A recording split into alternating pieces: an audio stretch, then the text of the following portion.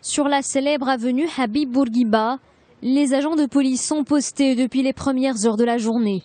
Équipés d'armes et de gilets pare-balles, ils surveillent les principales artères de la capitale.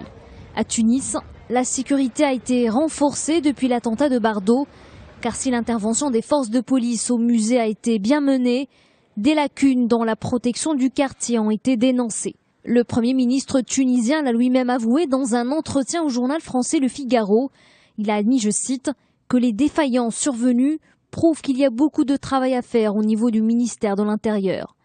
Les images de surveillance ont montré l'absence de garde sur place au moment du drame.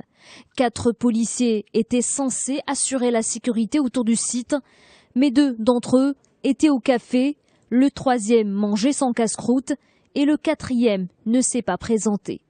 Face à cette faille sécuritaire, 5 responsables ont été congédiés par le chef du gouvernement. Parmi les personnes limogées, le chef de la police de Tunis et celui du musée du Bardo. Leurs successeurs ont été nommés immédiatement. Ces erreurs sécuritaires ont coûté aussi sa place au chef d'une unité de renseignement. Dans cette attaque, 20 touristes étrangers et un policier tunisien ont perdu la vie. Le musée est depuis fermé, mais les autorités prévoient de le rouvrir aujourd'hui.